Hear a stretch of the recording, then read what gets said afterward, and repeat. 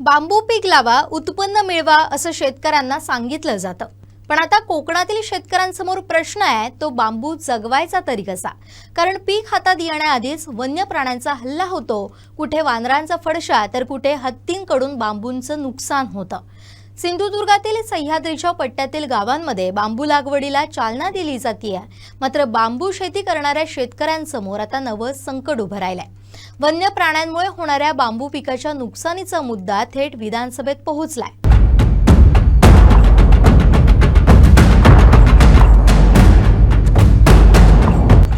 आमदार निलेश राणेंनी लक्षवेधी दरम्यान हा प्रश्न उपस्थित करत सरकारचं लक्ष वेधलं. आमदार निलेश राणे सभागृहात काय म्हणाले पाहूया. आमच्या सह्याद्रीच्या पट्ट्यामध्ये आम्ही पायथ्याशी असणारी गावं, तिथे तुम्ही बांबू लावायला गेलात, अहो त्या काळ्या तोंडाच्या वानरांना बांबूचा कोंब आवडतो, ते कोंब खातात. आता तुमचे बांबू पिकणार कधी, उगणार कधी, ते 6 फुटाचे होणार कधी, त्याच्यावरती आपलं नियोजन आहे का नाही? आमदार निलेश राणेंनी मांडलेल्या मुद्द्यानंतर कोकणातील बांबू उत्पादक शेतकऱ्यांची व्यथा पुन्हा एकदा समोर आली आहे. माकडांकडून कोवळ्या बांबू कोंबांचं होणारं नुकसान, दोडामार्ग परिसरात हत्तींकडून बांबू उखडला जातोय. परिणामी शेतकऱ्यांच्या मेहनतीवर पाणी फिरतंय. महिनोन महिने संगोपन करून उभं केलेलं पीक पण उत्पादन मिळण्याआधीच वन्य प्राण्यांकडून नुकसान होत आहे. सगळ्यात मोठा प्रश्न आहे तो नुकसान भरपाईचा.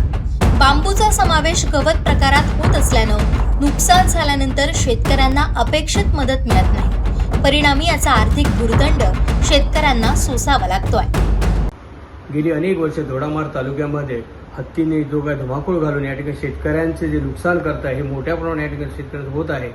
शेतकरी हलावित झालेला आहे आणि याच करून शेतकऱ्यांनी करावं काय अशी उपासमारीची वेळ शेतकऱ्यावर आली आहे. त्यामुळे आज शेतकऱ्यांनी वेळोवेळी या ठिकाणी सरकारकडे मागणी केली असूनही त्या ठिकाणी त्यांना मिळणारी नुकसान भरपाई तटकून जाईल. कालच माननीय निलेश राणे यांनी लक्षवेधी प्रश्न विधानभवनामध्ये मांडला आणि त्यामध्ये त्यांनी ज्या ठिकाणी बांबूचं नुकसान मोठ्या प्रमाणात या भागात होतं आणि बांबू हे गवत मानलं जातं, पण त्याचं त्या ठिकाणी कुठे वनस्पती किंवा इतर फळबागेमध्ये वर्णन करावं आणि जे बांबूचं नुकसान ज्या प्रमाणात होतंय त्याचं नुकसान भरपाई मोठ्या प्रमाणात मिळावी अशी मागणी त्यांनी केली आहे. ती महत्त्वाची मागणी त्यांनी काल केलेली आहे. त्यामुळे शेतकऱ्यांमध्ये सुद्धा समाधान वाटलं की त्यांनी अशा पद्धतीने जी मागणी केली विधानभवनामध्ये, त्यामुळे शेतकरी त्यांचे सुद्धा या ठिकाणी आभार मानत आहे. आणि शेतकऱ्याने ह्या हत्तीबाधित गावामध्ये या हत्तींची पासून मुक्तता होईल अशी मोठ्या प्रमाणात मागणी आहे. तरी या बाबतीत त्यांनी पुन्हा एकदा प्रश्न मांडून हा भागाचा प्रश्न हा मिटावा. एक शेतकरी म्हणून आज मी शासनाच्या कालच्या अधिवेशनात विषय आमदार निलेश राणेंनी मांडलेला बघितला. त्यानंतर गेली 22 वर्ष हत्ती दोडामार्ग तालुक्यात म्हणजे तिलारी खोऱ्यात आहेत आणि जी शेतकऱ्यांना नुकसान भरपाई देतात ते अत्यंत तुटपुंजी आहे. त्याचप्रमाणे दोडामार्ग तालुक्यातील युवक म्हणा किंवा सर्व शेतकरी जास्तीत जास्त बांबूकडे आता वळले आहेत, बांबू लागवडीकडे.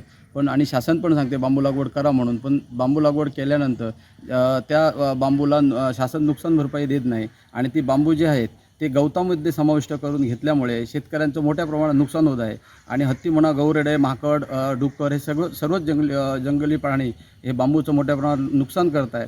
तर माझी एक शासनाला विनंती आहे की हा निकष जो गवत म्हणून जो निकष केलेला आहे बांबूला, तर त्याला एक नुकसान भरपाई शासनाने निकष बदलून त्याला बांबूला नुकसान भरपाई मिळून शेतकऱ्यांना द्यावी ही माझी शासनाकडे कळकळीची विनंती आहे.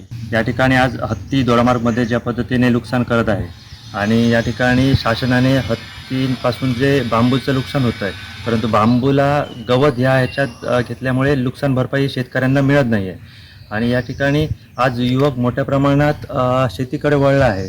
नोकरीच्या पाठोपाठ न लागता शेतीकडे वळला आणि बांबूची मोठ्या प्रमाणात या ठिकाणी शेती केली आहे. कुंपणाच्या चारी बाजूनी बांबूची लागवड केली आहे आणि हत्ती आज या ठिकाणी बांबूवर, केळीवर, नारळावर तुटून पडतो आणि बांबूची मात्र नुकसान भरपाई या ठिकाणी शेतकऱ्यांना मिळत नाही आहे. आणि त्यामुळे गवत ह्याच्यातनं काढून शेतकऱ्यांना नुकसान भरपाई बांबूची मिळाली पाहिजे, याकडे शासनाने लक्ष दिलं पाहिजे आणि या ठिकाणी लोकांना न्याय मिळवून दिला पाहिजे. बांबू शेतीला प्रोत्साहन द्यायचं असेल तर फक्त लागवड करून चालणार नाही, तर शेतकऱ्यांच्या नुकसानीची जबाबदारीही घ्यावी लागेल. आता प्रश्न आहे, बांबू पिकासाठी नुकसान भरपाईचे निकष बदलणार का? आमदार निलेश राणेंनी उपस्थित केलेल्या प्रश्नावर सरकार काय निर्णय घेणार याकडे आता शेतकरी, कोकणवासियांचं लक्ष लागून राहिलंय. Bureau report, Konkan 7 live.